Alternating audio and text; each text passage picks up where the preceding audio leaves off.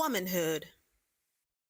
It should be the highest ambition of every young woman to possess a true womanhood. Earth presents no higher object of attainment. To be a woman is the truest and best thing beneath the skies. A true woman exists independent of outward adornments. It is not wealth or beauty of person, or connection or station or power of mind, or literary attainments or variety and richness of outward accomplishments that make the woman.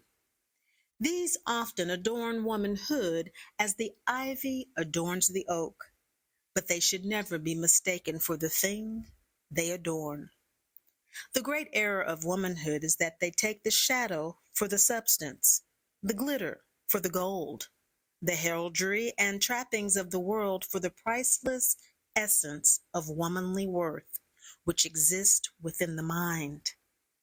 Every young man has a general rule, has some purpose laid down for the grand object of his life, some plan for the accomplishment of which all his other actions are made to serve as auxiliaries. It is to be regretted that every young woman does not also have a set of purpose of life, some grand aim, grand in its character. She should in the first place know that she is, what power she possesses, what influences are to go out from her, what position in life she was designed to fill, what duties are resting upon her, what she is capable of being, what fields of profit and pleasure are open to her, how much joy and pleasure she may find in a true life of womanly activity. When she has truly considered these things, she should then form the high purpose of being a true woman and make every circumstance bend to her will for the accomplishment of this noble purpose. There can be no higher aim to set before herself. There is no nobler attainment this side of the spirit land than lofty womanhood. There is no ambition more pure than that which craves this crown for her mortal brow. To be a genuine woman, full of womanly instincts and power, forming the intuitive genius of her penetrative soul, the subduing authority of her gentle yet resolute will, is to be a peer of earth's highest intelligence. All young women have this noble prize before them. They may all put on the glorious crown of womanhood. They may make their lives grand in womanly virtues. A true woman has a power, something peculiarly her own, in her moral influence, which when duly developed makes her queen over a wide realm of spirit. But this she can possess only as her powers are cultivated. It is cultivated women that wield the scepter of authority among men. Wherever cultivated woman dwells, there is refinement, intellect, moral power, life in its highest form. To be a cultivated woman, she must commence early and make this the grand aim of her life. Wherever she work or play, travel or remain at home, converse with friends or study books, gaze at flowers or toil in the kitchen, visit the pleasure party or the sanctuary of God, she keeps this object before her mind and taxes all her powers for its attainment. Every young woman should also determine to do something for the honor and elevation of her sex. Her powers of mind and body should be applied to a good end.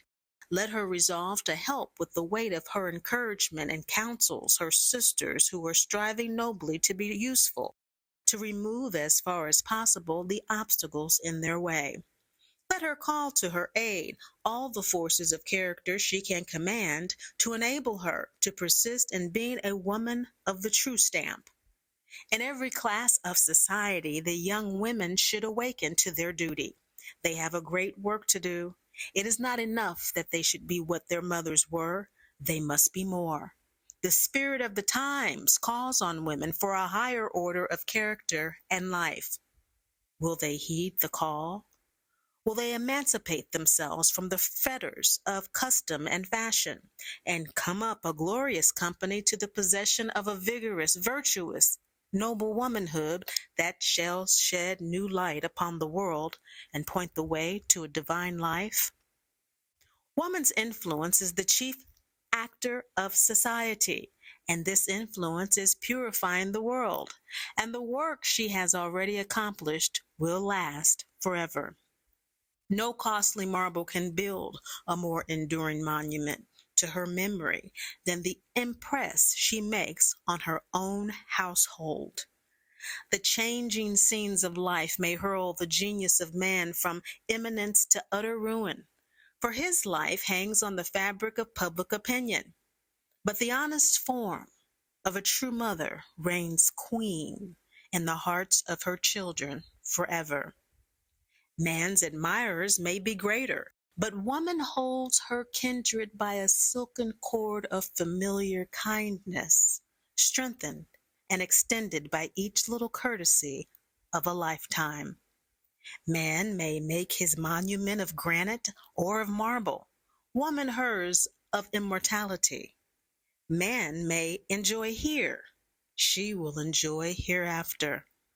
Man may move the rough crowd by his eloquence, woman will turn her coarseness into a cheerful life. Man may make laws and control legislatures, woman will mold their minds in the schoolroom and be the author of their grandest achievements. Cruelty she despises, and it lessens at her bidding. Purity she admires, and it grows in her presence. Music she loves, and her home is full of its melody. Happiness is her herald, and she infuses a world with the desire for enjoyment. Without her, cabins would be fit for dwellings, furs fit for clothing, and all the arts and improvements would be wanting in stimulus and ambition, for the world is moved and civilization is advanced by the silent influence of woman. This influence is due not exclusively to the fascination of her charms, but to the strength, uniformity, and consistency of her virtues, maintained under so many sacrifices and with so much fortitude and heroism. Without these endowments and qualifications, external attractions are nothing, but with them, their power is irresistible. Beauty and virtue are the crowning attributes bestowed by nature upon woman, and the bounty of heaven more than compensates for the injustice of man. The possession of these advantages secures to her universally that degree of homage and consideration which renders her independent of the effect of unequal and arbitrary laws. But it is not the incense of idol worship which is most acceptable to the heart of woman. It is the courtesy and just appreciation of her proper position, merit, and character. Woman surpasses man in the quickness of her perception and in the right direction of her sympathies, and thus it is justly due to her praise that the credit of her acknowledged ascendancy is personal amidst the increasing degeneracy of man. Woman is the conservator of morality and religion. Her moral worth holds man in some restraint and preserves his ways from becoming inhumanly corrupt. Mighty is the power of woman in this respect. Every virtue in woman has its influence on the world. A brother, husband, friend, or son is touched by its sunshine. Its mild beneficence is not lost. A virtuous woman in the seclusion of her home, breathing the sweet influence of virtue into the hearts and lives of its loved ones, is an evangel of goodness to the world. She is a pillar of the external kingdom of right. She is a star shining in the moral firmament. She is a priestess administering at the fountain of life. Every prayer she breathes is answered, in a greater or less degree, in the hearts and lives of those she loves. Her heart is an altar fire where religion acquires strength to go out on its mission of mercy. We cannot overestimate the strength and power of woman's moral and religious character. The world would go to ruin without her. With all our ministers and churches and Bibles and sermons, man would be a prodigal without the restraint of woman's virtue and the consecration of her religion. Woman first lays her hand on her young faces. She plants the first seeds. She makes the first impressions. And all along through life, she scatters the good seeds of her kindness and sprinkles them with the dews of her piety. A woman of true intelligence is a blessing at home, in her circle of friends, and in society. Wherever she goes, she carries with her a health-giving influence. There is a beautiful harmony about her character that at once inspires a respect which soon warms into love. The influence of such a woman upon society is of the most salutary kind. She strengthens right principles in the virtuous, incites the selfish and indifferent to good actions, and gives to the light and frivolous a taste after something more substantial than the frothy gossip with which they seek to recreate themselves. Many a woman does the work of her life without being noticed or seen by the world.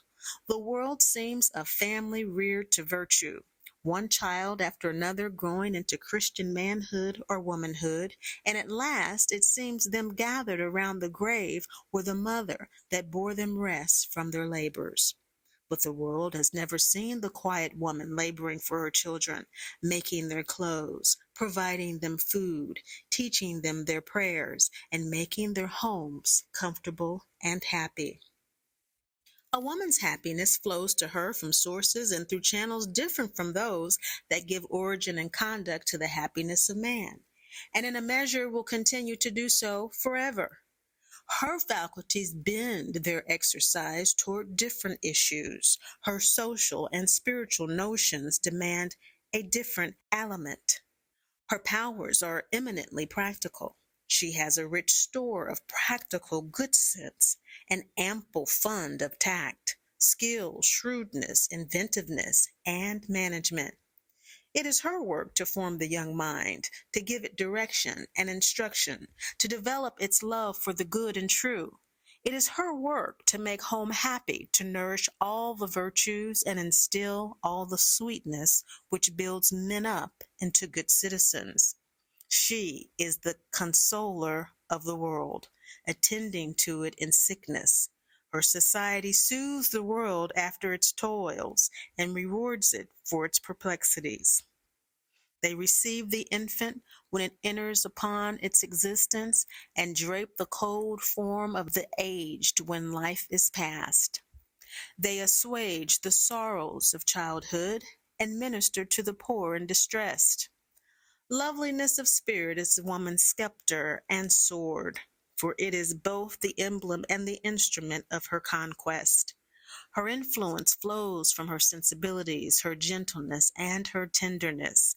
It is this which disarms prejudice and awakens confidence and affection in all who come within her sphere, which makes her more powerful to accomplish what her will has resolved than if nature had endowed her with the strength of a giant.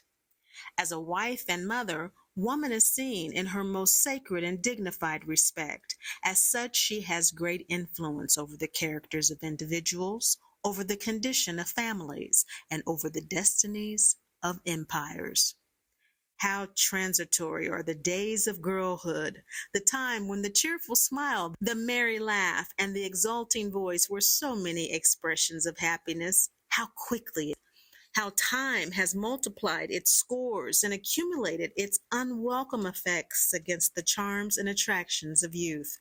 But if the heart is chilled, if the cheek be more pale and the eye less bright, if the outward adornment of the temple of love have become faded and dimmed, there may be yet inwardly preserved the shrine where is laid up the sacred treasures of loveliness and purity, gentleness and grace. the at-tempered qualities of tried and perfected virtues, as if the blossoms of early childhood had ripened into the mellow and precious fruits of autumnal time. But another and better sense, a good woman never grows old. Years may pass over her head, but if benevolence and virtue dwell in her heart, she is as cheerful as when the spring of life first opened to her view. When we look at a good woman, we never think of her age. She looks as happy as when the rose first bloomed on her cheek. In her neighborhood, she is a friend and benefactor. In the church, the devout worshiper and exemplary Christian. Who does not love and respect the woman who has spent her days in acts of kindness and mercy, who has been the friend of sorrowing ones, whose life has been a scene of kindness and love, devotion to truth and religion? Such a woman cannot grow old. She will always be fresh and beautiful in her spirits and active in her humble deeds of mercy and benevolence. If the young lady desires to retain the bloom and beauty of youth, let her not yield to the way of fashion and folly. Let her love truth and virtue. The close of her life will she retain those feelings which now make life appear a garden of sweets, ever fresh and green.